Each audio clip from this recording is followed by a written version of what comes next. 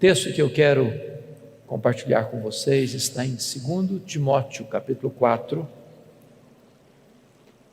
dos versos 9 a 18. Abra sua Bíblia comigo, por favor. Segunda carta de Paulo a Timóteo, capítulo 4, versos 6 a 18.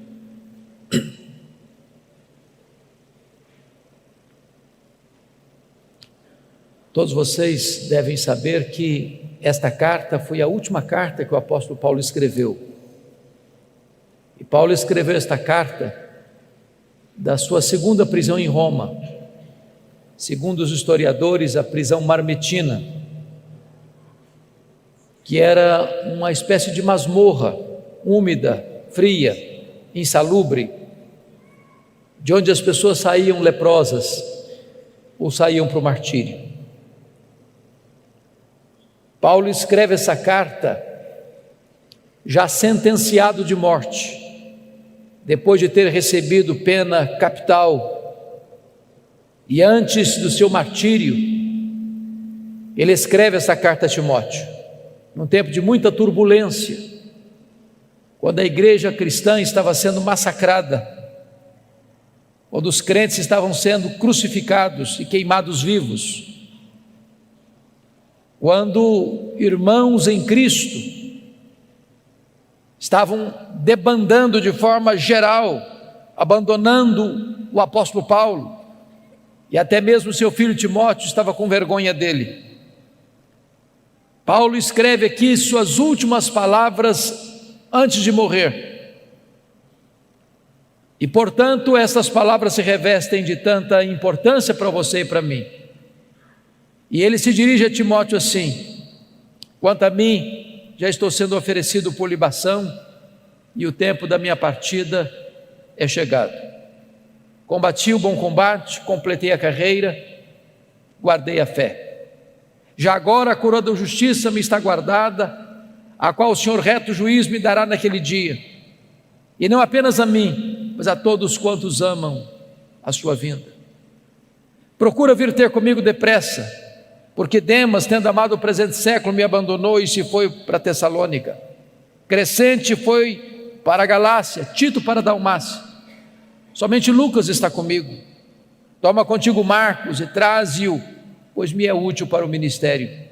Quanto a Tíquico, mandei-o até Éfeso. Quando vieres, traz a capa que deixei em Trode, na casa de Carpo, bem como os livros, especialmente os pergaminhos. Alexandre, o latoeiro, causou-me muitos males. O Senhor lhe dará paga segundo as suas obras. Tu guarda-te também dele, porque resistiu fortemente às nossas palavras. Na minha primeira defesa, ninguém foi a meu favor. Antes todos me abandonaram. Que isto não lhe seja posto em conta.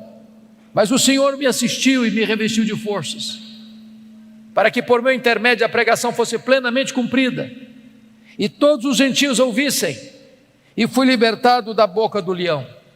O Senhor me guardará, ou me livrará também de toda obra maligna, me levará salvo para o seu reino celestial. A Ele glória pelos séculos dos séculos. Amém. Eu quero pedir permissão para você para só voltar nesse texto, na conclusão da minha fala. Meu propósito nesta noite é apresentar a vocês o apóstolo Paulo.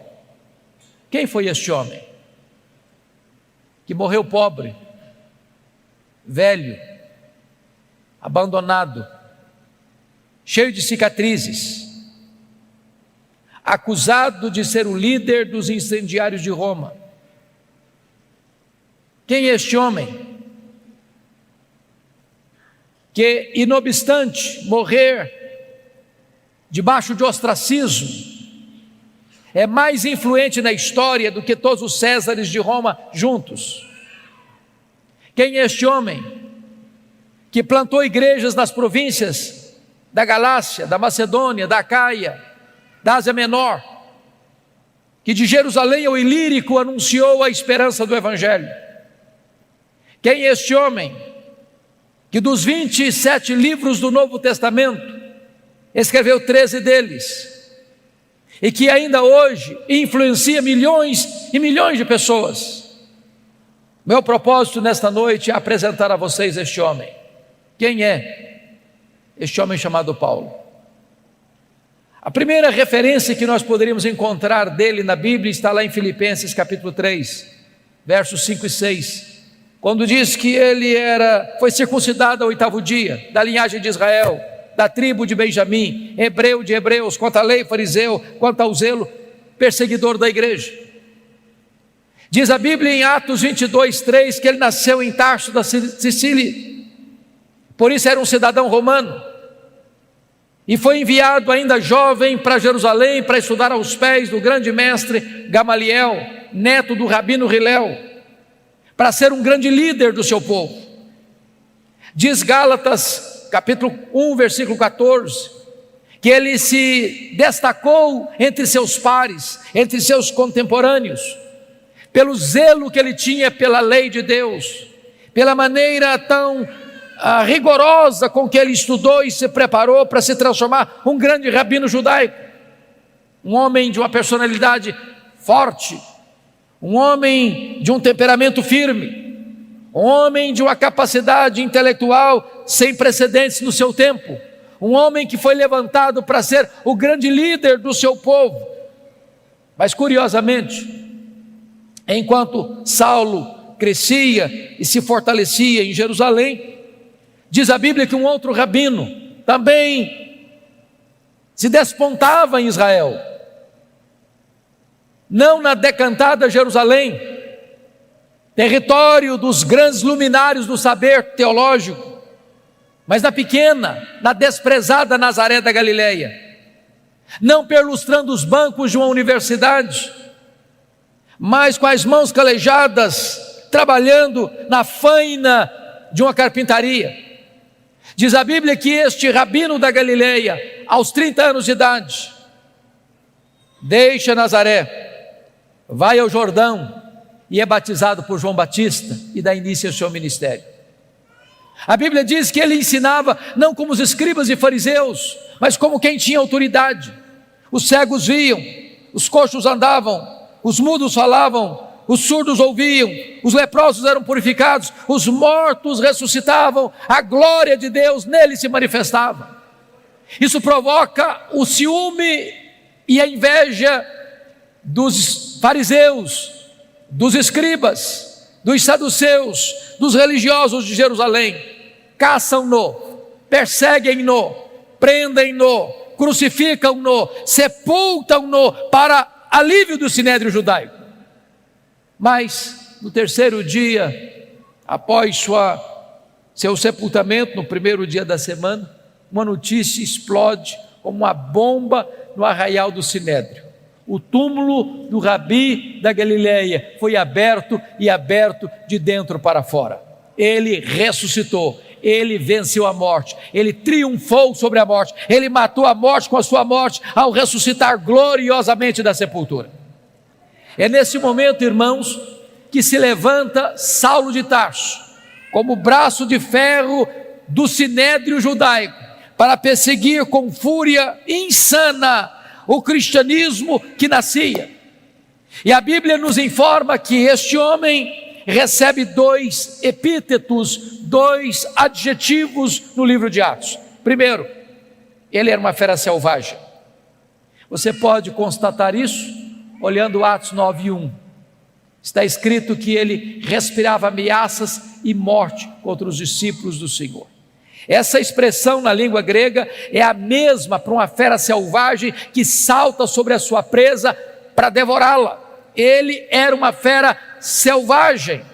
Se não, vejamos, a Bíblia diz em Atos 8:3 que ele assolava a igreja, entrando nas casas, arrastando homens e mulheres para encerrá-los no cárcere. Ele não respeitava domicílio doméstico, ele assolava a igreja, ele invadia domicílios, ele prendia homens e mulheres. Mas diz Gálatas capítulo 1, versículo 13, que ele devastava a igreja de Deus, como uma tempestade, como um vendaval que vinha sobre a igreja com fúria, com ódio, com rigor, assassino. Mas diz Atos capítulo 9, verso 21, que ele não apenas assolava e devastava, ele exterminava aqueles que professavam o nome de Jesus na cidade de Jerusalém. E você bem sabe que exterminar não é prender, exterminar não é bater, exterminar é matar. Saulo era um assassino, Saulo era uma fera selvagem, Saulo era um homem truculento e cruel. Se não, vejamos, diz Atos capítulo 22, versículo 4, que ele perseguiu o caminho até a morte. Em outras palavras, ele não perseguia apenas os crentes, ele perseguia a religião dos crentes, ele perseguia o caminho.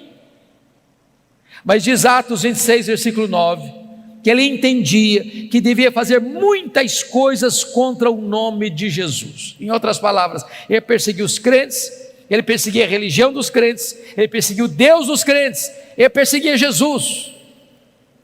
Mas Atos 26, 10 diz que ele encerrou muitos dos santos em prisões, e contra esses muitos santos dava o seu voto quando os matavam. Em outras palavras, ele não era apenas um assassino, ele era um serial killer, ele era um assassino em série, ele mandou matar muita gente em Jerusalém. Mas Atos 26, 11 diz que por todas as sinagogas ele castigava os crentes, forçando-os a blasfemar, e até por cidades vizinhas e estranhas ele perseguia os cristãos. Em outras palavras, ele não perseguia apenas fisicamente, ele perseguia também psicologicamente. Ele entrava numa sinagoga e dizia para os crentes assim: ou você nega Jesus ou eu te prendo, ou você nega Jesus ou eu te bato, ou você nega Jesus ou eu te mato. Ele era uma fera selvagem. Mas o Novo Testamento nos apresenta um segundo quadro deste homem. Ele era também um touro indomável. Esta figura está em Atos 26, 14. Quando o próprio Senhor Jesus aparece para ele no caminho de Damasco e diz: Saulo, Saulo, por que me persegues? Dura coisa te é recalcitrares contra os aguilhões. Eu fui criado na roça, como talvez alguns de vocês, e eu vi muito boi sendo amansado para o trabalho doméstico. E o principal instrumento para amansar um touro bravo é o aguilhão. Às vezes nós imaginamos que o Espírito Santo só começou a trabalhar em Saulo lá no caminho de Damasco. Isso não é verdade. Toda vez que Saulo entrava numa casa, arrastava homens e mulheres e os jogava na cadeia. Toda vez que Saulo entrava na sinagoga, prendia os crentes e batia nos crentes, forçando-os a blasfemar. Toda vez que Saulo dava o seu voto para matar um crente, dizendo o seguinte: ou você nega Jesus, ou eu te prendo, ou eu te bato, ou eu te mato. E aquele crente, em vez de negar a Jesus, preferia morrer pelo nome de Jesus, e o seu sangue era vertido. Era o Espírito Santo picando a consciência deste touro bravo, mas esse touro bravo não quer ser amansado. Até o dia que esse touro bravo, respirando ameaças e morte, vai para Damasco com o propósito de entrar na cidade e arrastar homens e mulheres para jogá-los na prisão. E de repente o domador de touro bravos brada desde os céus e o joga no chão e grita das alturas: Saulo, Saulo, por que me persegues? Dura coisa te é recalcitrares contra os aguilhões. O touro bravo está caído, o touro bravo está vencido, o maior perseguidor do cristianismo está convertido. Muda aqui radicalmente a sua história, vira-se a página da sua história, porque aquele homem que era um sanguinário, que era um assassino, que era uma fera selvagem, que era um touro indomável, agora está completamente transformado quando ele conclama e chama Jesus de Senhor. Jesus agora é o Senhor da sua vida. Diz a Bíblia que abre agora um novo capítulo na sua história, a sua preparação para o ministério. E ele é levado dali cego para a rua direita, na casa de Judas, onde ele fica 3 dias orando e jejuando, enquanto o Senhor se dirige a Ananias em Damasco, um discípulo, e diz assim: Ananias, vai à rua direita, na casa de Judas, e impõe as mãos sobre Saulo, para que ele fique curado. E diz Atos 9,13 que Ananias disse para o Senhor assim: mas Senhor, eu tenho ouvido de tanta gente quantos males tem feito este homem aos teus santos em Jerusalém? Mas Deus diz: vai, porque ele é para mim um vaso escolhido. Eu enviarei para longe aos gentios e aos reis, e eu lhe mostrarei o quanto importa sofrer pelo meu nome.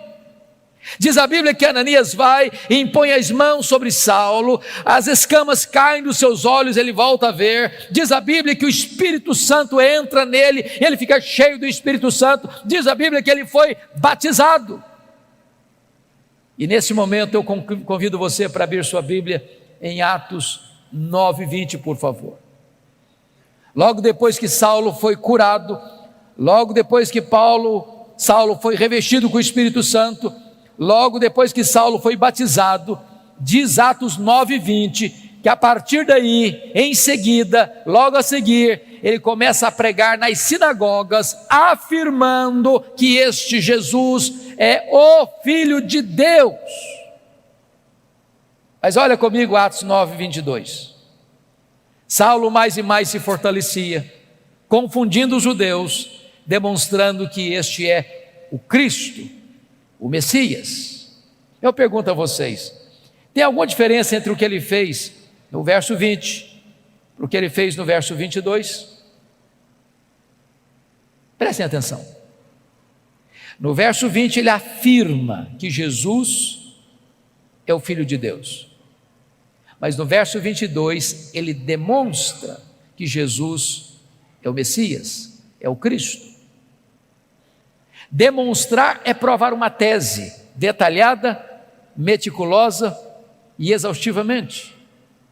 Há uma profunda diferença entre a declaração do verso 20, onde ele declara que Jesus é o Filho de Deus, e o que ele faz no verso 22, onde ele prova detalhadamente que este Jesus, Filho de Deus, de fato é o Messias, é o Cristo. A grande pergunta é: quanto tempo durou entre o que ele fez no verso 20 e o que ele fez no verso 22? Atos não responde essa pergunta, mas a resposta está em Gálatas capítulo 1, versos 15 a 18. Diz que logo que ele foi convertido a Cristo, ele não sobe para Jerusalém, onde estavam os apóstolos, ele não consulta carne e sangue, ele vai para a região da Arábia, onde fica 3 anos, e diz então Gálatas 1,18, que depois de 3 anos na Arábia, ele retorna outra vez para Damasco. A grande pergunta: o que é que Saulo ficou fazendo na Arábia 3 anos? E a resposta é: um discipulado intensivo com Jesus. Se Jesus investiu 3 anos nos apóstolos em Jerusalém, agora em Israel, Jesus agora investe 3 anos em Saulo na Arábia. A teologia que Paulo aprendeu, ele não aprendeu como aprendeu as doutrinas do judaísmo aos pés de um mestre humano, ele aprende por revelação direta do Senhor Jesus Cristo. O Senhor revelou-se a ele e nele. Nesses 3 anos na Arábia, certamente ele releu o Antigo Testamento, e ele começa então a perceber e a constatar que aquele Jesus que ele perseguira, de fato era o Messias. Convencido, portanto, desta verdade, depois de 3 anos, diz Gálatas 1,18, que ele retorna outra vez para Damasco, e é nesse retorno para Damasco que se encaixa Atos 9:22, Saulo mais e mais se fortalecia, confundindo os judeus, demonstrando que Jesus é o Cristo. O que é que acontece com ele? Os judeus querem matá-lo, ele precisa fugir, de forma humilhante, dentro de um cesto, muralha abaixo, de noite. Para onde ele vai agora? Agora ele vai para Jerusalém. E aqui eu quero levantar uma tese com os meus amados irmãos, e preciso muito da sua atenção. Porque às vezes nós imaginamos, irmãos, que Saulo foi já usado poderosamente por Deus desde a sua conversão. Isso não é um fato. A tese que eu quero levantar é que quando Saulo vai para Jerusalém aqui, ele vai não guiado pela nova aliança, mas vai dirigido pela velha aliança. A nova aliança foi uma doutrina gloriosa que o próprio apóstolo Paulo mais tarde vai expor lá na sua 2ª carta aos Coríntios, a partir do capítulo 2, verso 14, quando ele diz: graças porém a Deus, que em Cristo sempre nos conduz em triunfo, e por meio de nós manifesta a fragrância do seu conhecimento, tanto nos que são salvos como nos que se perdem. Para uns cheiro de vida para a vida, para outros cheiro de morte para a morte. Mas quem porém é suficiente para essas coisas? A pergunta fica no ar no capítulo 2, versículo 16 de 2 Coríntios, e só é respondida no capítulo 3, a partir do verso 4 a 6, quando diz: a nossa suficiência vem de Deus. O que é a velha aliança? A velha aliança é o que aconteceu quando Moisés desceu com as tábuas da lei do Monte Sinai. O povo disse para Moisés: tudo que o Senhor falou, nós faremos. Pergunta: vocês fizeram? Não, não fizeram. Por que não fizeram? Faltou-lhes sinceridade? Não, faltou-lhes poder. A velha aliança pode ser resumida assim: tudo depende de mim, nada depende de Deus. A nova aliança pode ser resumida assim: tudo depende de Deus, nada depende de mim. Pois eu quero lhes dizer que quando Saulo sobe para Jerusalém, ele está governado não pela nova aliança, mas pela velha aliança. Sabem por quê? Porque ele sobe para Jerusalém com a seguinte ideia latejando em sua mente: eu serei o grande líder da igreja de Jerusalém. Ele tinha motivos para pensar isso. Primeiro, todos os apóstolos de Jesus eram galileus, exceto Judas Iscariotes, que a essas alturas não existia mais. E vocês sabem que aqui na Judéia, em Jerusalém, os galileus eram tratados como gente segunda classe, com total desprezo, com total acepção e preconceito. Tanto é fato que quando o Pentecoste acontece, o derramamento do Espírito vem, as multidões se reúnem às 9 horas da manhã no cenáculo, e uns olham e dizem assim: ah, esquece, são galileus. Outros disseram o seguinte: estão bêbados. Saulo pensou assim: esses galileus aqui em Jerusalém não vão conseguir nada. Segunda razão: os apóstolos do Senhor Jesus eram homens iletrados, e Jerusalém era a capital intelectual da teologia. Lá estavam os escribas, lá estavam os doutores da lei, lá estavam os fariseus, lá estavam os saduceus, lá estava o sinédrio, lá estava a fortaleza teológica de Israel. E Saulo pensou: esses homens, além de galileus, são iletrados, não vão conseguir nada aqui.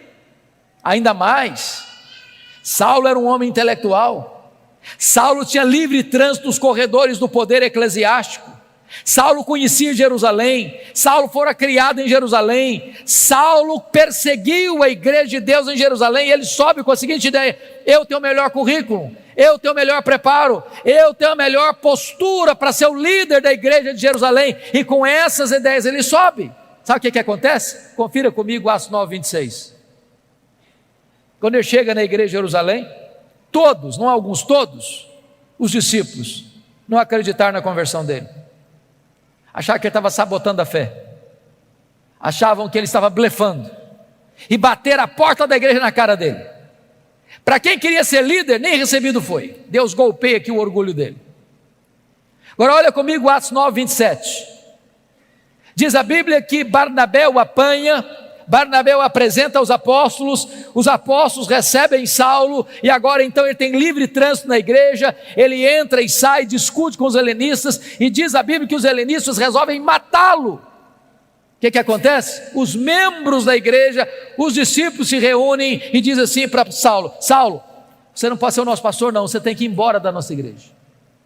Agora preste atenção, irmãos, não é fácil para um pastor estar convencido que deve ficar na igreja, quando os membros da igreja estão convencidos que ele deve sair da igreja.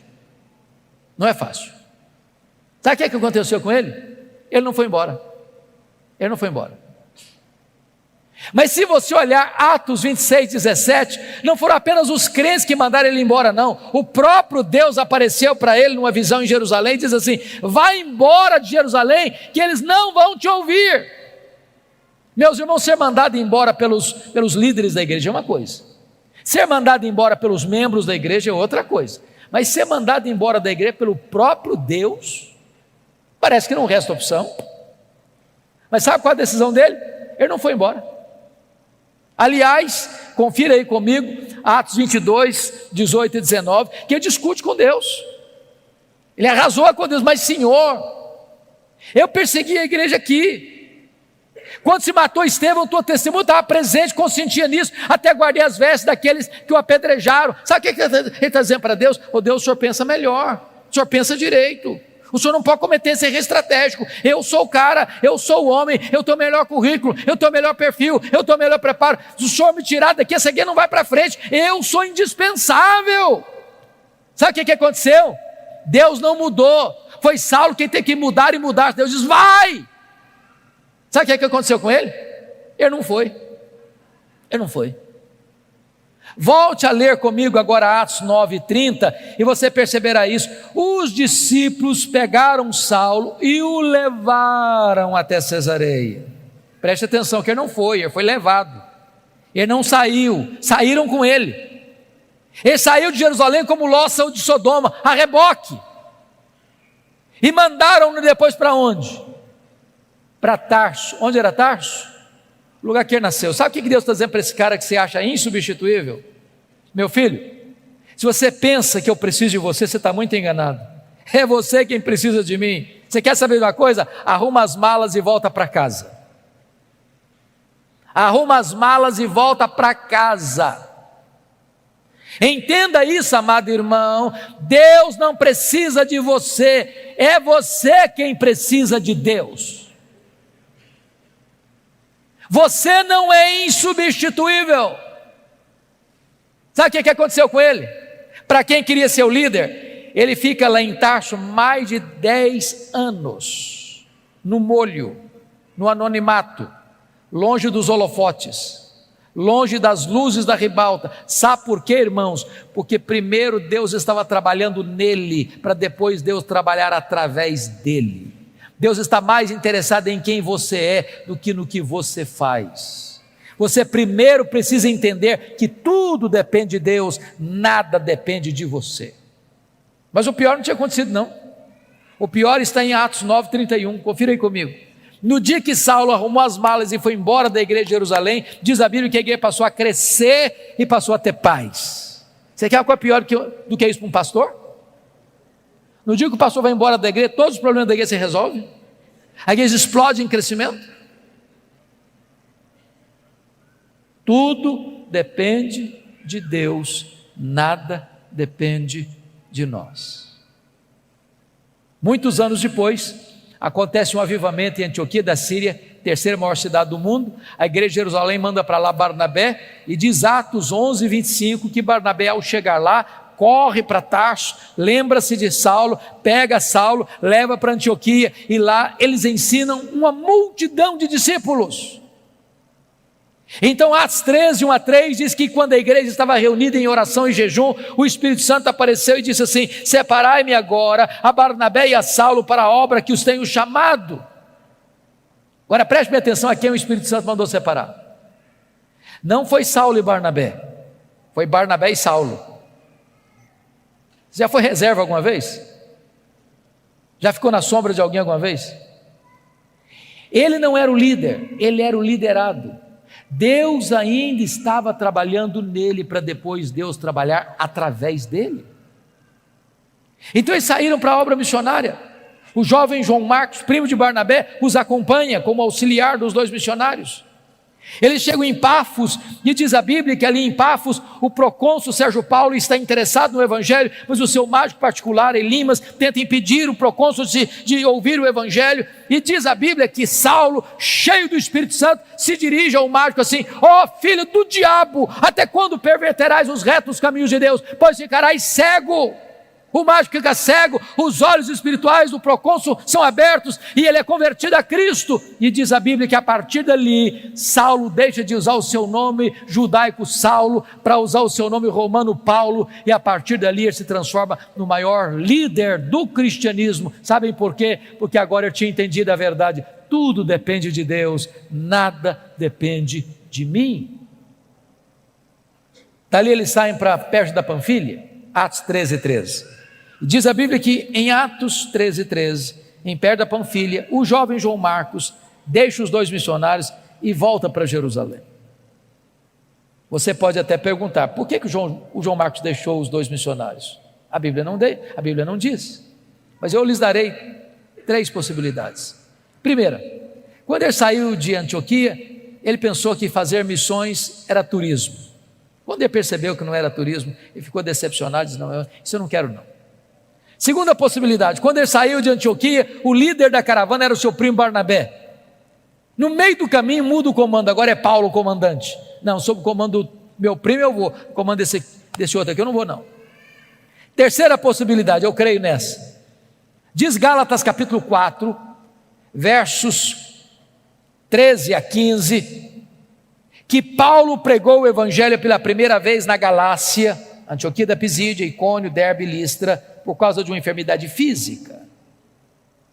Que enfermidade física era essa? Que ele chamou em 2 Coríntios 12, 7, de um espinho na carne, mensageiro de Satanás, para lhes bofetear, a fim de que ele não se ensoberbecesse. A Bíblia não diz que ele saiu doente de Antioquia, mas a Bíblia diz que ele chegou doente no primeiro destino da sua viagem missionária. Os estudiosos afirmam que Paulo contraiu uma malária em Antioquia, nessa região de perto da Panfilha, que era uma região alagadiça, pantanosa, com forte incidência de malária, que dava uma dor de cabeça alucinante, que afetava a visão inclusive. Então o João Marcos deve ter pensado assim: bom, eu estou muito jovem para ficar doente, eu vou voltar para a casa da minha mãe. Então diz a Bíblia que ali Paulo contrai essa malária, não diz que contrai a malária, mas que sai doente, e chega subindo as montanhas do Cáucaso, chega nessa região da Galácia do Sul, onde ele enfrenta muitas lutas, ele é apedrejado, ele enfrenta dramas crudelíssimos, mas deixa igrejas plantadas, deixa liderança estabelecida, ele planta igrejas e estabelece liderança daquelas igrejas, apesar de tantas dificuldades.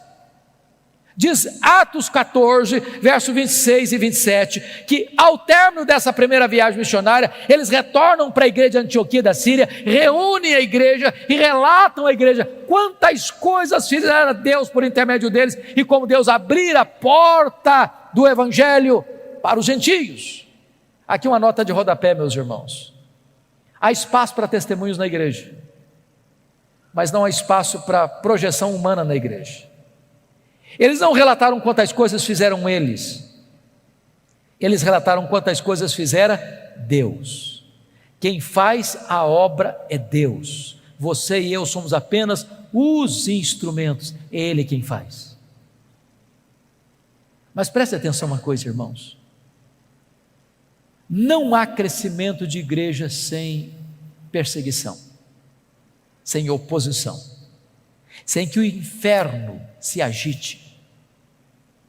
Notem comigo o capítulo 15, versículo 1, que logo que os membros da seita dos fariseus em Jerusalém escutam que os gentios estão sendo convertidos e recebidos na igreja, sem passar pelo rito da circuncisão, eles descem e dizem assim para os crentes novatos: se vocês não se circuncidarem, se vocês não guardarem a lei de Moisés, vocês não poderão ser salvos. Mas isso não é evangelho. E se acrescentar algo mais à obra perfeita de Cristo? Isso é dizer que o sacrifício de Cristo na cruz não foi suficiente? E se afirmar que só a fé em Cristo não é suficiente? Isso é uma deturpação do evangelho verdadeiro. Então preste bem atenção, queridos: Paulo não podia sair para uma nova viagem missionária sem antes corrigir o problema doutrinário da igreja. E preste atenção nisso: quanto mais se prega, se a teologia não é boa, pior fica. Não basta pregar, é preciso pregar o evangelho verdadeiro.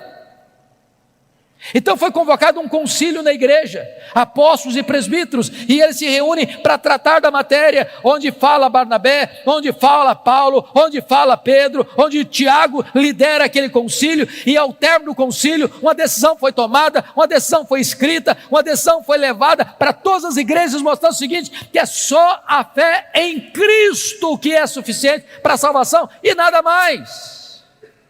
Teologia está boa agora? Vamos fazer a segunda viagem missionária. Agora confira comigo Atos 15, 36.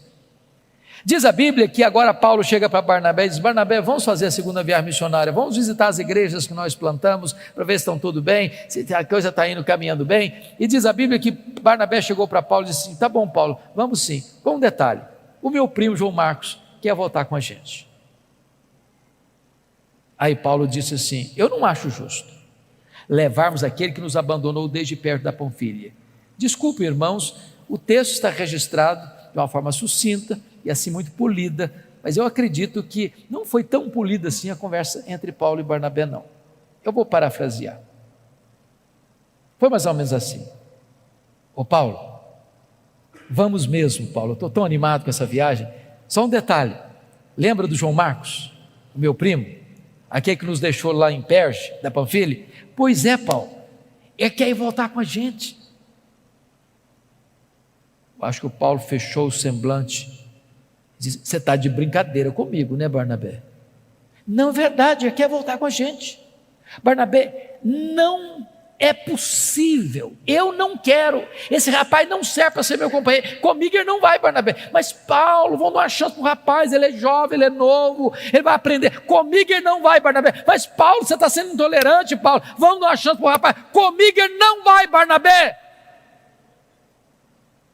Diz a Bíblia que houve tal desavença entre eles, que não puderam caminhar juntos mais, por causa de João Marcos. Barnabé investiu no João Marcos, foi para Chipre com ele. Paulo pegou Silas, profeta da igreja de Jerusalém, foi para outra região. Paulo queria ir para a Ásia, o Espírito Santo o impediu. E de noite ele escuta, tem uma visão de um varão macedônio dizendo: passa a Macedônia e ajuda-nos. Ele entra na Macedônia, cidade de Filipos, colônia romana. Ele vai numa reunião de oração à beira do rio, e Deus abre o coração de Lídia e começa uma igreja na casa dela. Ele está indo para a reunião de oração, uma menina possessa, endemoniada, está atormentando, perturbando a caminhada de Paulo, e Paulo a liberta, e os homens da cidade se rebelam, e Paulo é preso, e Silas é preso, e eles são açoitados, suas vestes são rasgadas, e jogados num tronco interior de uma prisão imunda. À meia-noite eles cantam e oram, as prisões se abrem, as portas se abrem, o terremoto sísmico abala a prisão, e o comandante, aliás, o guarda o sentinela daquela prisão, percebendo que as portas estão abertas, e sabendo que ele era o responsável, vai se matar com a espada, e Paulo diz: não te faças nenhum mal, todos estamos aqui. E ele trêmulo pergunta: o que eu devo fazer para ser salvo? Crê no Senhor Jesus e será salvo tu e a tua casa. E o carcereiro é convertido, o carcereiro é batizado, a obra de Deus é estabelecida naquela cidade. Diz a Bíblia que Paulo vai para frente em Tessalônica e ele é escorraçado. Diz a Bíblia que ele vai para Bereia e ele é enxotado. Agora preste atenção nesse detalhe.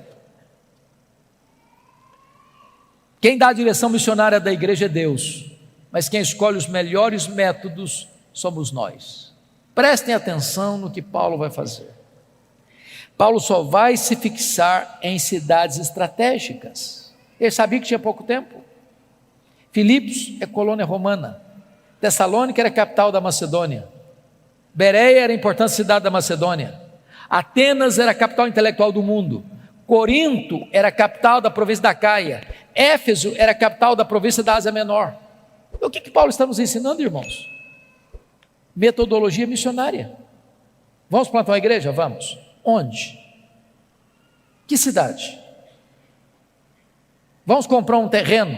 Vamos alugar um salão? Vamos construir um templo? Vamos. Em que bairro? Em que rua? Que terreno? Porque às vezes nós escolhemos o lugar mais difícil, mais escondido, de mais difícil acesso, e ficamos lá patinando 20 anos. Se nós tivéssemos estratégias, igrejas estratégicas influenciam toda a sua micro-região. Mas mesmo que você tenha a direção de Deus e estratégia certa, você não tem vida fácil, porque Paulo é açoitado em Filipos, é escorraçado em Tessalônica, é enxotado de Bereia, é chamado de tagarela em Atenas e é chamado de impostor em Corinto.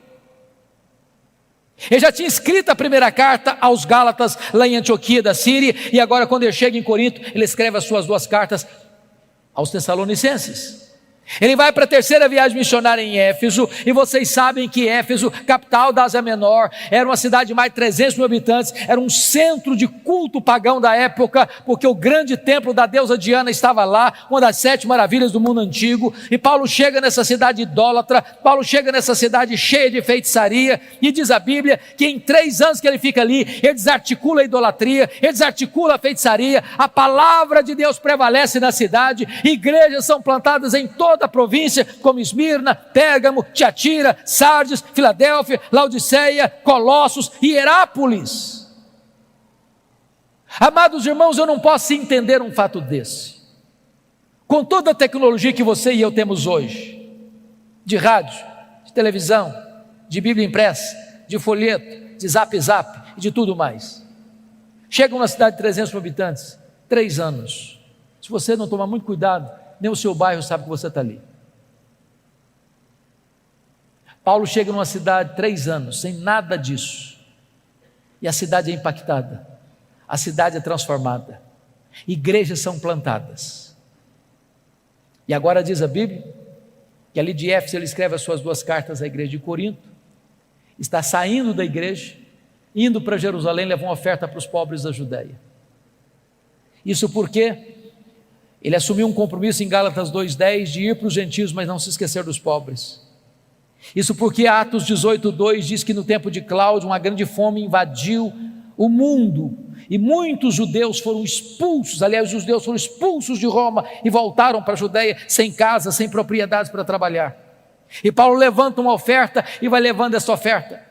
Quando ele chega para embarcar em Mileto, ele diz para os presbíteros de Éfeso assim: o Espírito Santo me assegura que o que eu vou enfrentar pela frente são cadeias e tribulações, mas em nada eu considero a vida preciosa para mim mesmo, conquanto que eu complete a minha carreira e o ministério que eu recebi do Senhor Jesus para testemunhar o evangelho da graça de Deus.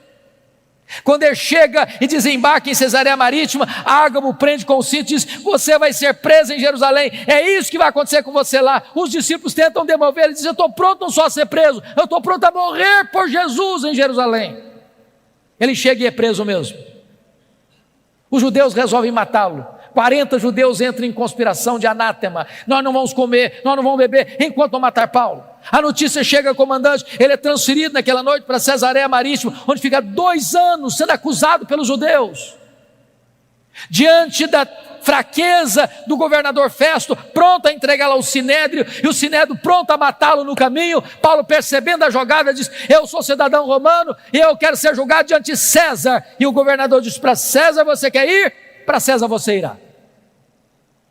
Mas Deus já havia dito para ele, lá em Atos 23:11, quando ele estava preso na fortaleza em Jerusalém: coragem, Paulo, assim como você deu testemunho aqui em Jerusalém, eu quero que você dê testemunho também em Roma.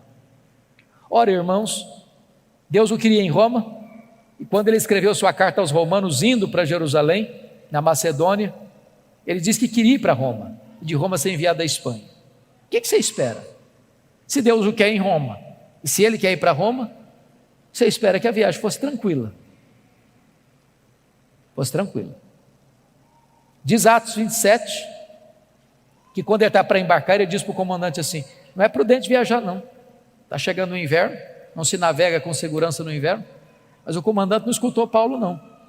E diz a Bíblia que aquela viagem se torna turbulenta, uma tempestade terrível, o navio se arrebenta todo, o trigo que carregavam teve que ser jogado no mar, e um anjo aparece para Paulo no navio e diz: coragem, Paulo, ninguém vai morrer, tem 276 pessoas nesse navio, todo esse time vai estar entregue nas suas mãos, eu por amor a você vou poupar essa gente, mas vocês vão ter que dar numa ilha. Quando o dia amanheceu, eles avistaram a ilha de Malta, e diz a Bíblia, quando desembarcaram, tinha uma fogueira para aquecê-los, e diz a Escritura que a única pessoa que tentou então manter a fogueira acesa foi o apóstolo Paulo, foi catar graveto e jogar naquela fogueira, e quando ele joga um punhado de graveto na fogueira, uma víbora brota do fogo e prende na mão do Paulo. Quando a cobra prende na mão do Paulo, os malteses gritaram: é um assassino, tem se livrado do mar, a justiça não deixa viver, vai cair, vai inchar, vai morrer. Não caiu, não inchou, não morreu, mudar de opinião, é um Deus. Não, agora não é nem um assassino, nem um Deus, é o servo do Deus vivo. Não foi a tempestade que levou Saulo, ou melhor Paulo, para ele de Malta, foi a mão da providência divina. porque tinha o pai do prefeito doente, Paulo orou por ele, foi curado, os demais enfermos vieram e eles foram curados, e Paulo passa ali os 3 meses do inverno e recebe toda a ajuda para ir para Roma com todas as suas necessidades supridas. E então diz a Bíblia que ele chega em Roma, não como sonhara chegar, mas chega preso, chega algemado. E ele escreve a sua carta aos Filipenses assim: meus irmãos, eu quero que vocês saibam que as coisas que me aconteceram têm antes contribuído para o progresso do Evangelho. Você poderia até perguntar, mas Paulo, o que aconteceu com você que contribuiu para o progresso do Evangelho? Ele faria um resumão para nós assim: olha, eu fui perseguido em Damasco, eu fui rejeitado em Jerusalém, eu fui esquecido em Tarso, eu fui apedrejado em Listra, eu fui açoitado em Filipos, eu fui escorraçado de Tessalônica, eu fui enxotado de Bereia, eu fui chamado de tagarela em Atenas, eu fui chamado de impostor em Corinto, eu enfrentei feras em Éfeso, eu fui preso em Jerusalém, eu fui acusado em Cesareia, eu enfrentei um naufrágio para Roma, eu fui picado por uma cobra em Malta, eu cheguei em Roma preso e algemado, mas eu quero que vocês saibam que as coisas que me aconteceram têm antes contribuído para o progresso do Evangelho. Esse homem não crê em acaso, esse homem não crê em sorte, esse homem não crê em azar, esse homem não crê em determinismo cego, esse homem não crê em olho gordo, esse homem não crê em misticismo, esse homem sabe que a mão de Deus dirige o seu destino. Porque ele está preso em Roma, 3 coisas ele testemunha que aconteceram. Primeiro, a igreja foi mais encorajada a pregar. Olha que coisa interessante. Quando a igreja de Roma viu que Paulo preso estava trabalhando mais que eles, se mexeram.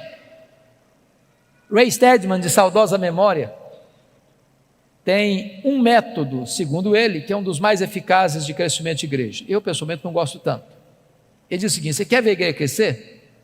Bote os pastores na cadeia e a igreja crescerá. Segundo, porque Paulo estava preso, diz ele, todos os membros da guarda pretoriana tomaram conhecimento das minhas cadeias em Cristo. Sabe o que significa isso, irmãos? Ele ficou 2 anos, 61 e 62 depois de Cristo, preso em Roma, na primeira prisão. Ele era um cidadão romano, tinha um soldado algemado com ele, todo dia, em 3 turnos por dia. A guarda pretoriana era a guarda de elite do imperador, era a guarda de escola. Eram os soldados da mais alta patente do império, eram 16 mil soldados da mais alta patente, gente que trafegava nos corredores do poder, todo dia tinha alguém algemado com ele. E o que Paulo fazia com eles? Evangelho neles, evangelho neles, evangelho neles. Depois de 2 anos, toda a guarda pretoriana estava evangelizada. Se Paulo não estivesse nessa prisão, ele jamais alcançaria a elite de Roma. Deus o colocou lá e ele entendeu isso. Eu não sou prisioneiro de César, não, eu sou prisioneiro de Cristo, eu sou embaixador em cadeias. Não é o lugar que faz você, é você que faz a circunstância. Porque ele estava preso, diz ele, não podia visitar as igrejas. O que ele fez? Começou a escrever cartas. Que cartas? Efésios, Filipenses, Colossenses, Filemon, as cartas da primeira prisão. Se Paulo estivesse solto, talvez nós não teríamos essas joias na nossa Bíblia. Dessa primeira prisão ele pediu para sair, ele orou para sair e saiu, mas não saiu para se aposentar, não saiu para deitar numa cadeira de balanço, saiu para fazer a 4ª viagem missionária. Deixou Tito em Creta, deixou Timóteo em Éfeso, muito provavelmente foi à Espanha, como relata a maioria dos historiadores. Passou por Nicópolis, escreveu mais 2 cartas, 1 Timóteo e Tito. Mas agora, irmãos, uma tragédia acontece no mundo. 17 de julho do ano 64. Nero põe fogo em Roma. Assiste o espetáculo do alto da Torre de Mecenas. 7 noites, 6 dias de incêndio. 17 de julho a 24 de julho. A maior cidade do mundo, mais de 1 milhão de habitantes, devorada pelas chamas. 70% da cidade destruída. Dos 14 bairros, 10 bairros destruídos. Quando o incêndio termina, constata-se que os 4 bairros restantes, densamente povoados por judeus e cristãos, dão a Nero um álibi para botar a culpa do incêndio de Roma nos crentes. Começa um massacre. Faltou cruz para fazer madeira, tamanha quantidade de crentes crucificados. Os crentes eram queimados vivos para iluminar as noites de Roma. Um massacre, uma chacina. uma coisa indescritível. Nesse momento, Paulo é caçado como o maior líder do cristianismo. E ele é preso, talvez em Trode, na casa de Carpo. Não deu para pegar seus livros, nem seus pergaminhos, nem mesmo a sua capa pessoal. E agora ele é jogado na masmorra mamertina, um buraco, escuro, úmido, frio, insalubre. E é desta masmorra é que ele escreve a sua última carta, a carta segundo Timóteo. E agora eu convido você para abrir o texto lá onde nós começamos, para nós encerrarmos esta palavra. Preste bem atenção, que Paulo está preso agora não é como um apóstolo, como da primeira prisão. O que está por trás dessa prisão não é mais os judeus, mas a máquina do Império Romano. Confira comigo aí capítulo 2, versículo 9. Ele está preso agora como um malfeitor, como um bandido. Pense você em Paulo, o grande apóstolo, circulando por todas as mídias da época, de boca em boca, de ouvido em ouvido, de esquina em esquina, de rua em rua, de avenida em avenida, de cidade em cidade, de aldeia em aldeia. Lembram do Paulo? Aquele Paulo, o pregador, o plantador de igrejas, o teólogo da igreja, o missionário maior da igreja, pois ele é um bandido. Ele é o líder dos incendiários. Sabe o que aconteceu? Confira aí capítulo 1, versículo 15. Todos os da Ásia o abandonaram, todos. Ninguém quer ficar perto dele, ninguém se é amigo dele. Os crentes que foram recebidos por ele, filhos da fé dele, não querem mais saber dele. Todo mundo está com medo de se aproximar dele. Agora olha o capítulo 1, versículo 8. O próprio filho da fé, o mais íntimo cooperador do apóstolo Paulo, chamado Timóteo, está com vergonha de Paulo. Paulo diz: meu filho, não te envergonhes das minhas cadeias. Sabe o que aconteceu? Olha comigo capítulo 4, versículo 16. Vocês sabem que Roma, o Império Romano, mesmo diante de tamanha perseguição, o direito romano era muito famoso e até hoje é estudado nas universidades. Toda pessoa tinha direito de defesa, pois ele teve esse direito. Ele vai para a primeira audiência. Na minha primeira defesa, diz capítulo 4, 16, ninguém foi a meu favor. Pense comigo nessa cena. Paulo deve ter ido para lá assim pensando: vai ter muito crente lá para me defender, para dizer que eu não sou um bandido, para dizer que eu sou homem de Deus, para dizer que eu sou um apóstolo, para dizer que eu sou um pregador do evangelho, para dizer que eu sou comprometido com outra causa, a causa do bem, a causa do amor, a causa da salvação. Vamos dizer que eu não sou esse homem de quem estão acusando aí. Quando ele chega lá, não tem ninguém para defendê-lo. Sabe o que aconteceu? Ele é condenado, não à prisão perpétua, é condenado à pena de morte. Pena de morte. É dessa forma que ele escreve essa carta. O que ele tem para repartir conosco? Primeiro ele vai fazer uma avaliação da vida. Olha aí a avaliação do passado. Versículo 7, combati o bom combate, completei a carreira, guardei a fé. Todos os verbos estão no passado. Está dizendo o seguinte: a vida não foi amenidades não. Eu não larguei a obra no meio do caminho não. Eu não prostituí meu ministério não. Eu guardei a fé. Ele faz uma avaliação agora do seu presente no verso 6. Quanto a mim, já estou sendo oferecido por libação, e o tempo da minha partida é chegado. Sabe o que ele está dizendo? Ele está dizendo o seguinte: não é Roma que vai me matar não, eu que vou me entregar. Eu não vou me entregar para Roma não, eu vou me entregar como libação ao Senhor. E eu não vou morrer também não, eu vou partir, porque essa palavra partida aí é um eufemismo para a morte. Essa palavra no grego tem 3 significados. Primeiro, é aliviar alguém de um peso. Sabe o que é morrer para um crente? É descansar da sua fadiga.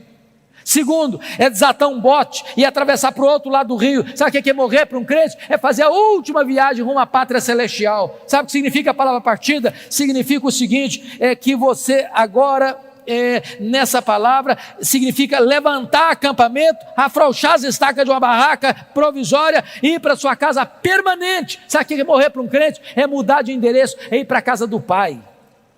Paulo não está com medo de morrer, porque sabe em quem tem crido e sabe para onde está indo. Agora faz uma avaliação do seu futuro no versículo 8. E ele diz o seguinte: já estou indo receber a coroa da justiça, a qual o Senhor reto juiz me dará naquele dia, e não apenas a mim, mas a todos quantos amam a sua vida. Sabe o que ele está dizendo, irmãos? Não importa se Nero me considera um bandido, o que importa para mim é que eu vou comparecer perante o reto juiz, e o reto juiz já guardou para mim a coroa da justiça. Eu não estou indo para o cadafalso, não, eu estou indo receber a coroa da justiça, eu estou indo para a glória celestial. Mas esse homem não é um super-homem. Ele abre o coração no final da vida e compartilha conosco a sua dor. O primeiro drama que esse homem enfrenta, confira comigo aí, versículo 9, é o drama da solidão. Procura vir ter comigo depressa. Olha o verso 21. Venha, meu filho, mas venha antes do inverno. Oh, amados irmãos, gente precisa de Deus, mas gente precisa de gente. Todos nós aqui precisamos de um amigo, de um ombro, de alguém com quem repartir as dores e abrir o coração. Eu não sei quantos de vocês notaram, o ano passado foi um ano muito doloroso, muito triste para a igreja evangélica. Muitos pastores evangélicos tiraram a sua vida, cometeram suicídio o ano passado. Às vezes você lida com multidão e vive no universo da solidão. Você precisa ter um amigo em quem você confia para repartir as dores do seu coração. Paulo é um apóstolo, mas ele está dizendo: eu preciso de você, meu filho, venha ter comigo, eu preciso encostar minha cabeça no seu peito antes de morrer, venha depressa, eu não posso esperar mais. Segundo drama que esse homem enfrenta, meus irmãos, está no versículo 10, olha comigo, é o drama do abandono. Demas, tendo amado o presente século, me abandonou. Não é fácil ser abandonado, não é fácil ser abandonado no final da vida, não é fácil ser abandonado quando você precisa de ajuda, não é fácil ser abandonado quando você mais precisa de socorro, não é fácil ser abandonado por aqueles que você um dia ajudou, não é fácil ser abandonado quando você está sofrendo injustiça. Paulo está enfrentando o drama do abandono. Talvez você que entrou aqui hoje está enfrentando algum tipo de abandono dentro da sua casa, pelo seu namoro, namorado, namorada, noivo, noiva, marido, esposa, amigo, amiga, irmão, irmã, eu não sei. O drama do abandono é cruel e Paulo está lidando com esse drama. Terceiro drama que ele enfrenta, confira comigo aí, versículo 14 e 15, o drama da traição. Alexandre o Latueiro causou-me muitos males.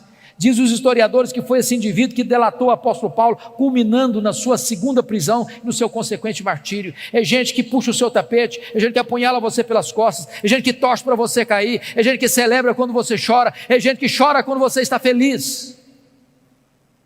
Muitas vezes, meus irmãos, embora você é um crente, você é um líder, você enfrenta o drama da traição.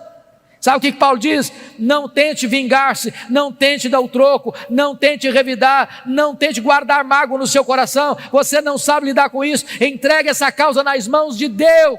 O Senhor lhe dará paga, eu não. Meu papel é perdoar, meu papel é pagar o mal com o bem. Entregue essa causa nas mãos de Deus. Quarto drama que ele está enfrentando, versículo 13, confira comigo, o drama das privações. Ele está enfrentando 3 privações. Primeiro, privação emocional, gente precisa de gente. Privação mental, ele está precisando de ler. Paulo me impressiona muito, porque sabe que vai morrer, está querendo estudar mais. Tem gente que passa a vida inteira e não estuda nada. É hora de você parar para pensar se você é uma pessoa que lê. Quem não lê não enxerga. Quem não lê vai ser comandado. Quem não lê não discerne. Quem não lê não entende. Paulo sabe que vai morrer, mas quer estudar um pouco mais. Não quer abrir mão da palavra de Deus. Ele quer se alimentar da palavra de Deus. Ele quer enriquecer a sua alma, mesmo no final da sua própria vida. Mas ele enfrenta ainda, irmãos, o drama das privações físicas. O inverno está chegando, não tem uma capa para usar. Você sabe que gente velha sente mais frio que gente nova. Lá em Roma, no inverno, faz mais frio numa masmorra do que fora dela, e a temperatura baixa a 0 grau, até mais do que isso. está dizendo o seguinte: meu filho, se você não vier logo, eu vou morrer de frio antes de ser degolado. Traz a minha capa quando você vier. Sabe o que me impressiona com isso? O maior pastor, o maior teólogo, o maior missionário, o maior plantador de igrejas da história do cristianismo não tem uma capa surrada para usar no inverno. E você? Tem casa, tem cama, tem roupa, tem comida, tem conforto, e às vezes você está murmurando. Está murmurando.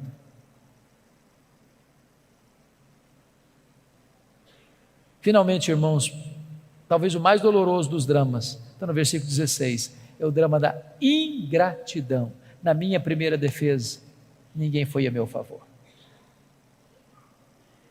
Você precisa cuidar do seu coração, sabe por quê? Se você tiver expectativa nos homens, você pode se frustrar.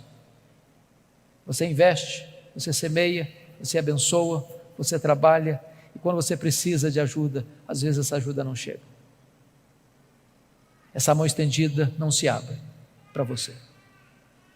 Mas bendito seja Deus, porque diz no verso 17 assim: mas o Senhor me assistiu e me revestiu de forças. Pode faltar para você o apoio dos homens, mas não faltará para você o apoio de Deus. Pode faltar para você o apoio da terra, mas não faltará para você o apoio do céu. Deus nunca vai desamparar você. Mas, amados irmãos, chega o dia da execução. Você pode imaginar o que esse homem está sentindo? Há alguns anos nós vimos com muita tristeza um brasileiro sendo executado num país asiático. A embaixada brasileira lutou. Muitas cartas, centenas de cartas foram para aquele país. Nada adiantou. Aquele moço, pegado com drogas, foi executado. Não é fácil. Chega o dia, no corredor da morte. Agora imagine esse homem, carcereiro, indo lá na masmorra de Marmetina, escura, úmida, insalubre, um buraco de pedra, escorrendo água. O inverno está chegando, é muito úmido. Eu imagino esse homem andando pelos corredores escuros daquela prisão. Eu imagino aquele homem abrindo aquela pesada porta de ferro dessa masmorra. Eu imagino esse homem entrando com a tocha de fogo para conseguir enxergar muito bem o que está lá dentro.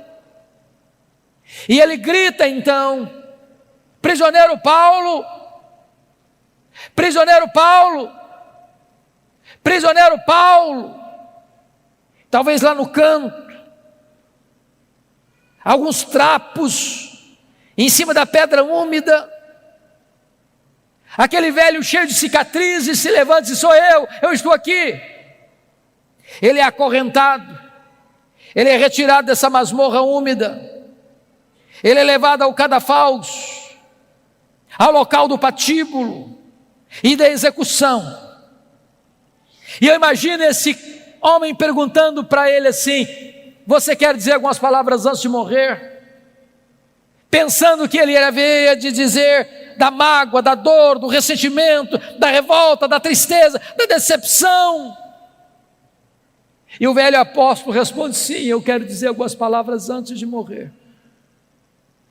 Naquele momento, ele ergue os olhos aos céus e diz a ele: ao Senhor Jesus, glória pelos séculos dos séculos. Amém. Botou a cabeça no cepo, na forquilha, a espada de Roma tosou-lhe a cabeça, corpo para um lado, cabeça para o outro, tombou na terra como um mártir, mas foi recebido no céu como um príncipe. Este homem, irmãos, que diz para você e para mim: sede meus imitadores, como eu sou imitador de Cristo. Que Deus nos ajude nesse tempo em que o Evangelho está tão desfigurado, onde os pregadores estão sendo tão comercializados por interesses humanos. Que Deus reavive no nosso coração a paixão pelo ministério. Que Deus nos dê um senso profundo do que significa a obra de Deus. E que você e eu sejamos homens segundo o coração de Deus, mulheres segundo o coração de Deus, cheios do Espírito Santo, entendendo que se vivemos para o Senhor, vivemos, mas se morremos para o Senhor, morremos. Quer pois vivamos, quer pois morramos, nós somos do Senhor. Eu quero orar com vocês, quero colocar a sua vida diante de Deus, quero desafiar você a viver uma vida digna do Evangelho. Eu queria que você ficasse em pé onde você está, e eu quero colocar a sua vida diante do trono da graça.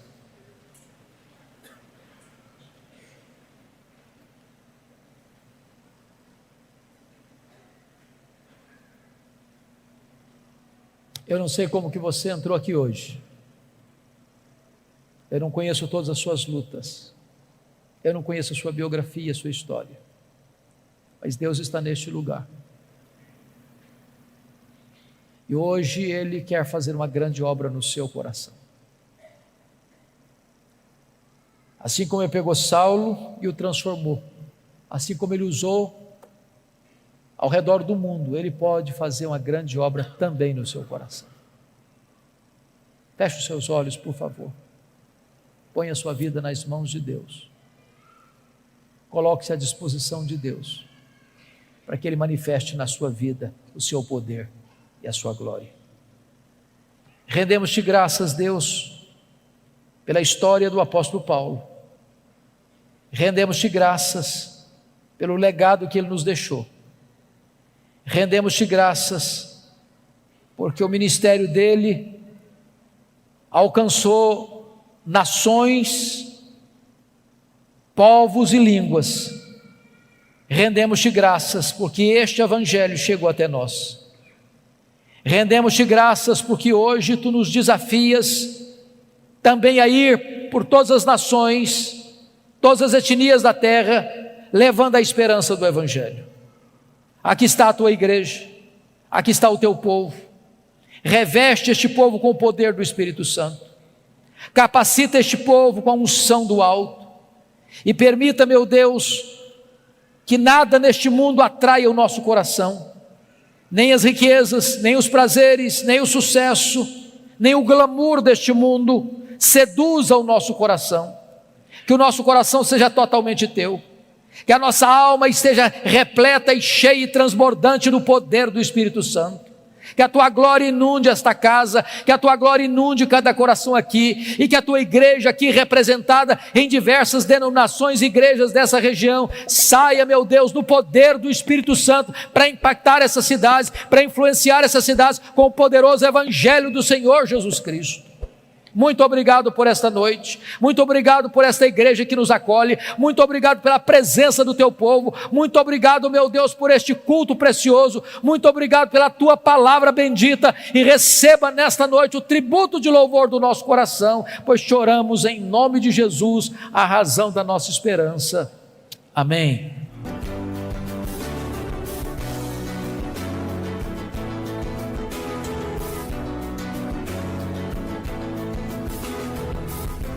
Palavra da Verdade, com Hernandes Dias Lopes. Palavra da Verdade, com Hernandes Dias Lopes. Nós estamos acolhendo com muito carinho as irmãs, mães de oração, mulheres que têm se colocado na brecha em favor de seus filhos, filhos do coração, e têm se prostrado diante de Deus para ver os seus filhos de pé na presença de Deus. Hoje eu não vou pregar um sermão como normalmente faço, uma mensagem expositiva, mas vou tratar de um tema que é a oração. E o texto que eu vou ler está em Tiago capítulo 5, verso 16, a parte B do versículo. E esse texto é uma referência à necessidade de orarmos uns pelos outros, e depois exemplificado pela vida de oração do profeta Elias. Mas o verso 16, a parte B, está escrito: muito pode, por sua eficácia, a súplica do justo. Vamos repetir isso? Muito pode, por sua eficácia, a súplica do justo. É um fato que Deus é soberano. É um fato que Deus faz todas as coisas conforme o conselho da sua vontade. É um fato que Deus está assentado no trono e tem as rédeas da história em suas mãos. É um fato que a vontade de Deus prevalece. Entretanto, Deus, na sua soberania, decidiu agir através da oração do seu povo. Há pessoas que dizem: não, oração não muda nada. Não é o que eu vejo na Bíblia. Deus muda circunstâncias através da oração. Deus transforma pessoas através da oração. Deus cura enfermos através da oração. Deus restaura filhos e filhas através da resposta à oração. Deus visita a sua igreja e fortalece a sua igreja em resposta à oração. Deus traz avivamento às nações em resposta à oração. Deus age por meio da oração. A oração não é para gente forte. A oração é para gente fraca. Nós não oramos porque somos fortes. Nós oramos porque de fato temos consciência da nossa fraqueza. Mas a oração é a força mais extraordinária que age na terra, porque a oração une a fraqueza humana à onipotência divina. A oração conecta o altar da terra com o trono do céu. Quando o incenso do altar da oração sobe, retorna do trono para a terra em termos das intervenções soberanas de Deus na história. É verdadeiro a frase: quando a igreja ora, o céu se move, a terra treme e coisas extraordinárias acontecem na história. Então eu lhe faço uma pergunta nesta noite: você de fato crê que Deus age por meio da oração? É preciso dizer, não é a oração que é poderosa. Poderoso é o Deus que responde à oração. Mas você crê nisso? Me lembro certa feita que escutava uma palestra e o palestrante, depois de discursar de forma profunda e até bela sobre muitos pontos da doutrinária cristã, colocou no seu esboço resto, no final do seu esboço, e disse que a oração é resto. Será que os patriarcas pensaram assim? Será que os profetas pensaram assim? Será que os apóstolos pensaram assim? Será que os pais da igreja pensaram assim? Será que os reformadores, os avivalistas, os missionários pensaram assim? E quando eu abro as Escrituras, eu vejo Abraão orando, e Deus livrando o seu sobrinho Ló da condenação de Sodoma e Gomorra em resposta à oração de Abraão. Quando eu abro a Bíblia, eu vejo Isaac orando, e Deus curando a sua mulher Rebeca da esterilidade. Quando eu abro a Bíblia, eu vejo Jacó orando com lágrimas, pedindo misericórdia, e Deus mudando a história dele e salvando a vida dele aos 97 anos no Val de Jaboque. Quando eu abro a Bíblia, eu vejo Moisés se colocando na brecha diante de Deus em favor de Israel, porque Deus estava para destruir aquela nação e começar um outro povo, e Moisés se coloca na brecha: meu Deus, perdoa este povo, Senhor, ou então não quero ter meu nome escrito no teu livro. Eu vejo Samuel dizendo para a nação: longe de mim pecar contra o meu Deus, deixando de orar por vós. Quando eu abro a Bíblia, eu vejo Ana, uma mulher estéril, uma mulher que é afligida pela sua rival Penina, que é incompreendida pelo seu pastor, o sacerdote Eli, que é desencorajada pelo seu marido a desistir do seu projeto de ser mãe, mas ela derramando a sua alma diante de Deus, entendendo que Deus, em resposta da oração, pode reverter a sua enfermidade e pode fazer dela uma alegre mãe de filhos.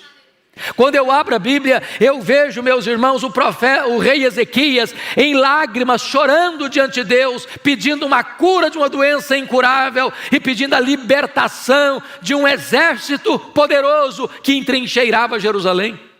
Quando eu abro a Bíblia, eu vejo Elias orando ao Senhor, e em resposta à oração de Elias, os céus se fecham, trazendo juízo sobre Israel. Eu vejo Elias orando e Deus ressuscitando o filho de uma viúva. Eu vejo Elias orando e Deus mandando fogo do céu, provando que só Ele é Deus. Eu vejo Elias orando e as torrentes caindo na terra, restaurando aquela nação.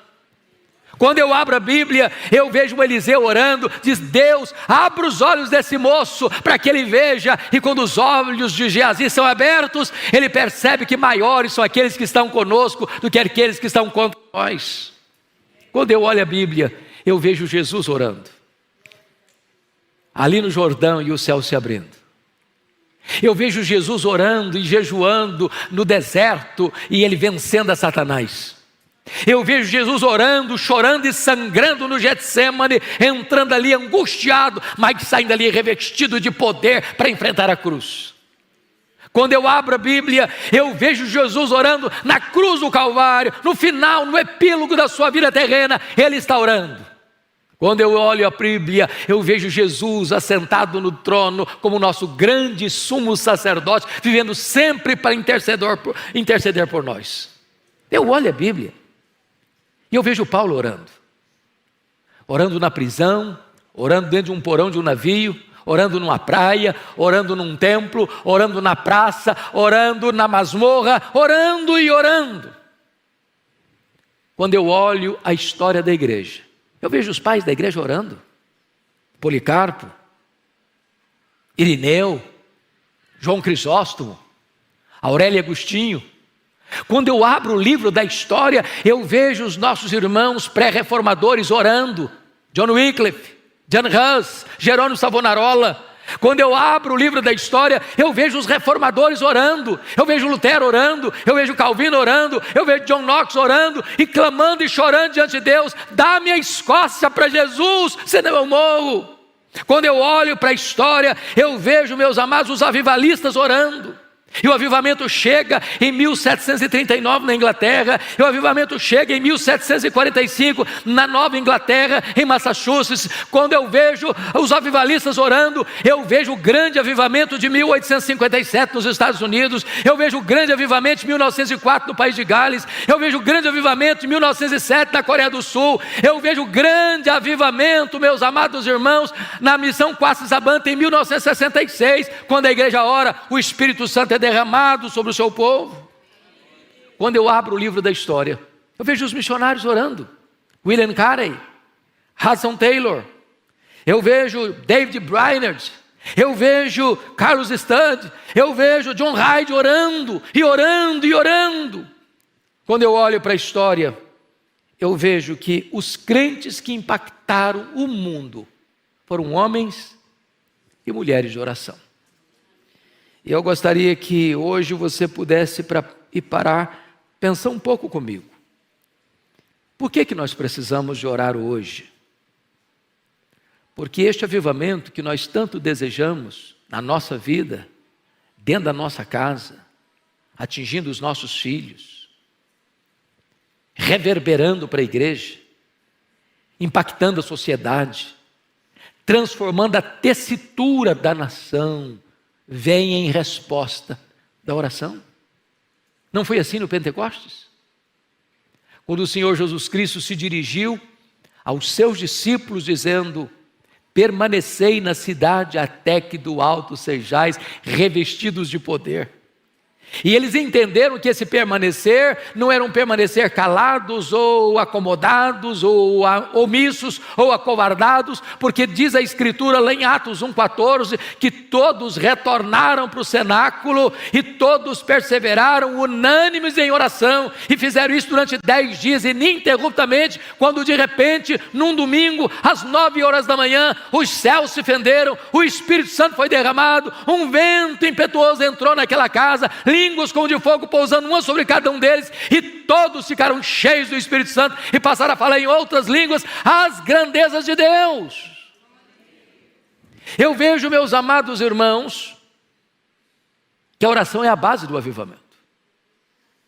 Está escrito lá em 2 Crônicas 7,14: se o meu povo, que se chama pelo meu nome, se humilhar e orar e me buscar e se converter dos seus maus caminhos, então eu ouvirei dos céus, perdoarei os seus pecados e sararei a sua terra. Eu encontro na Escritura lá em Isaías 44,3 que Deus vai derramar água sobre o sedento e derramar torrentes sobre a terra seca. Deus quer um povo que tenha sede dele, que tenha fome dele, que o anseie mais do que as riquezas deste mundo. E então, quando a terra estiver seca e quando o povo estiver sedento, Deus manda água sobre o sedento, Deus manda torrentes sobre a terra seca.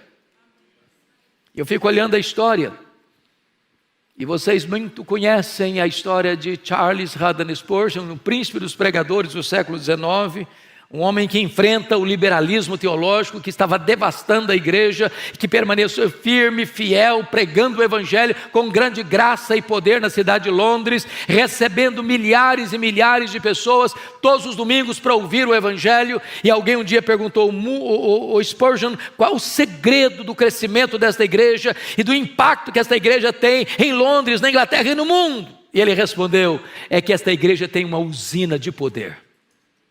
E perguntaram: o que significa isso, uma usina de poder? Ele respondeu: esta igreja tem uma reunião de oração toda segunda-feira, onde centenas, onde milhares de pessoas vêm para buscar a face de Deus. E tem mais, no baixo do púlpito, onde estava o púlpito, havia uma sala, e ali tinham os irmãos que enquanto ele pregava, os irmãos oravam, e quando ele sentia que precisava mais de poder, ele batia o pé no assoalho, e isso soava lá embaixo, e eles fortaleciam ainda mais o clamor aos céus, e desta maneira ele entendia que não há poder na palavra, a não ser que haja um povo comprometido com oração, porque não há púlpito com poder, com bancos vazios de oração. Amados irmãos, eu olho para a história e vejo o que aconteceu nos Estados Unidos em 1857. Acho que vocês bem sabem da história do colapso financeiro que atingiu a América no ano de 1850. Naquela época, os bancos faliram, as estradas de ferro que transportavam seus produtos por país afora entraram em colapso. O desemprego era galopante, a economia estava em frangalhos, e então é nessa situação de grande crise financeira e econômica que um missionário urbano, Jeremias Lampier, no dia 1º de julho de 1857, assume o posto de um missionário urbano. E então ele escreve um folheto, e ele distribui esse folheto em Nova York. E ele chama homens de negócio, porque ele era um homem de negócio, para vir orar com ele num hotel em Nova York. Na primeira semana vieram 6 pessoas. Na segunda semana tinha 40 pessoas. Em 6 meses tinham 10.000 homens orando em Nova York por um grande avivamento espiritual. Em 2 anos, mais de 2 milhões de pessoas convertidas. Fruto desse avivamento, um jovem de 26 anos, que estudou no seminário de Princeton, ouvindo Charles Hodge pregar um sermão de missiologia, ele me diz: meu Deus, eu quero ir para o Brasil. Alguém disse: você é louco, aquele país é um país muito pobre, aquele país tem doenças endêmicas, você é filho caçula, a sua mãe já está idosa, você tem igrejas grandes aqui na América que podem receber você. E ele diz: o lugar mais seguro para um homem estar é no centro da vontade de Deus. E como fruto desse avivamento, ele vem ao Brasil e chega aqui no dia 12 de agosto de 1859 para plantar a Igreja Presbiteriana do Brasil, fruto daquele poderoso avivamento espiritual. Amados, O texto é claro: muito pode, por sua eficácia, a súplica do justo. E eu queria aqui trazer apenas 5 aplicações do que significa isso. Primeiro, Deus liberta filhos cativos por meio da oração. Nós estamos aqui porque mães têm se levantado para colocar diante de Deus os seus filhos. E quantos filhos foram alcançados pela graça? Porque mães estiveram na brecha, sem duvidar, com perseverança, como aquela mãe cananeia, cuja filha estava endemoniada. Aquela moça não tinha condições de ir a Jesus, nem de fazer qualquer pedido a Jesus. Ela vivia totalmente tomada e dominada por forças malignas. A sua mãe, embora gentia, a sua mãe, embora não tivesse tanto conhecimento, mas ela vai a Jesus, e ela clama a Jesus, e ela insiste com Jesus, e ela persevera em buscar a Jesus, e o milagre acontece na sua vida. O Senhor Jesus liberta a sua filha. Eu fico olhando a história, por exemplo, de Mônica, que orou por Agostinho 30 anos. 30 anos, era um homem culto, ele era um professor de oratória, mas era um homem devasso, e ela orou, e ela chorou, e ela orou, e ela chorou, até que o seu filho se converteu ao Senhor Jesus Cristo, e mais tarde o Ambrósio foi a dizer: um filho de tantas lágrimas não poderia se perder. Deus age e liberta e salva por meio da oração. Eu não sei quantas de vocês, ou quantos de vocês, já leram o meu livro Mães Intercessoras, que eu tive o privilégio de convidar Dona Eusa Lidório para prefaciar. Dona Eusa Lidório, no prefácio desse livro, narra uma história que o Ronaldo Lidório vivenciou entre os quechuas, no Sendero Luminoso, lá no Peru, quando ele era ainda seminarista. Ele foi para lá para fazer um trabalho missionário, e naquele tempo o Sendero Luminoso, um grupo terrorista, estava prendendo cristãos, matando cristãos. E todos sabiam que se um Sendero Luminoso entrasse numa igreja e capturasse alguém, era impossível capturar essa pessoa ou resgatar essa pessoa com vida. E o Ronaldo estava pregando, quando entra o Sendero Luminoso, e apanha ele e ao companheiro dele. Colocaram um capuz, jogaram dentro de um carro e saíram às pressas para ser levado para o pelotão do fuzilamento, para o paredão do fuzilamento. E o Ronaldo relata o fato de que houve muita angústia no coração dele.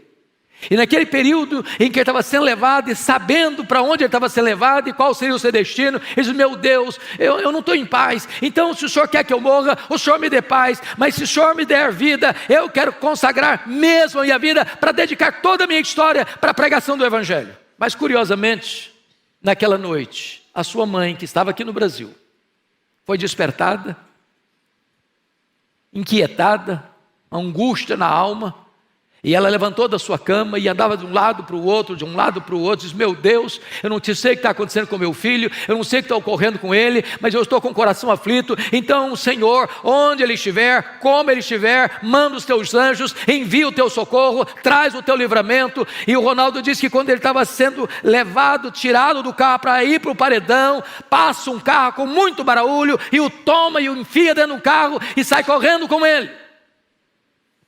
E ele foi liberto de uma maneira extraordinária, porque naquela noite Deus levantou uma mãe aflita, mas intercessora, para colocar-se na brecha em favor do seu filho. Deus responde oração, e levanta filhos, e restaura filhos, e salva filhos, em resposta à oração de sua mãe. Mas amados, notem vocês que Deus reverte situações humanamente impossíveis em resposta de oração. Quantas pessoas que já escutei isso: na oração não muda nada, a oração só muda você, mas nada vai mudar em Deus. Irmãos amados, o Senhor diz, a Bíblia ensina assim: pedi, dar-se-vos-á, buscai e achareis, batei e abrir-se-vos-á, porque todo o que pede, recebe, todo o que busca, encontra, todo o que bate, abrir-se-lhe-á. Nada tendes, diz a Escritura, porque nada pedis. Então, quando você pede, você recebe. Pense comigo na história do rei Ezequias. O próprio Deus tinha mandado o profeta Isaías na casa dele para dar uma ordem, um veredito, um ultimato: põe em ordem a tua casa porque morrerás. E Ezequias ora e chora, e Deus muda o quadro, Deus muda o diagnóstico, Deus muda a sentença, Deus muda o ultimato, e manda de volta o profeta lá dizendo: olha, eu ouvi a tua oração, eu ouvi as tuas lágrimas, e eu te curarei, e eu libertarei Jerusalém do poder da Síria. Olha a história comigo de Pedro, lá em Atos 12, ele está preso, guardado numa prisão de segurança máxima, com 3 escoltas de 4 soldados cada uma. A morte dele já estava lavrada, a sentença dele já estava definida, ele morreria depois da festa, mas em resposta à oração da igreja que se colocou na brecha em favor dele, Deus mandou um anjo e tirou da prisão máxima e libertou Pedro, e aquele que haveria de matá-lo é quem morre. Deus reverte a situação em resposta à oração. Olha comigo a história de Paulo e Silas. Eles estão presos num tronco, no cárcere interior, com os pés amarrados com ferros, com as costas ensanguentadas, numa situação dramática.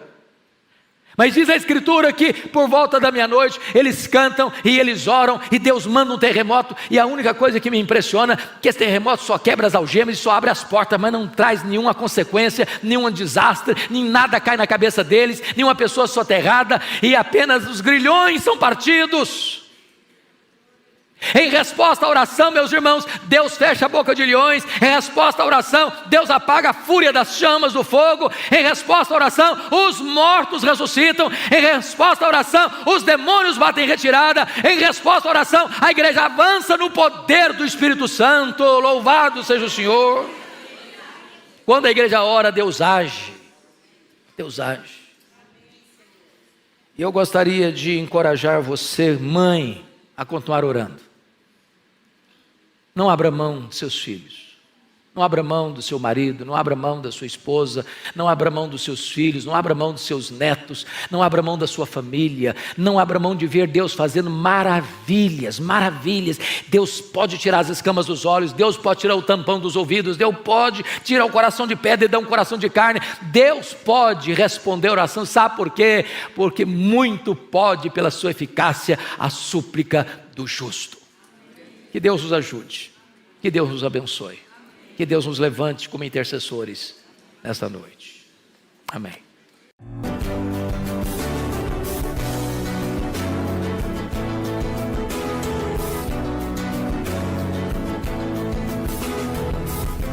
Palavra da Verdade, com Hernandes Dias Lopes.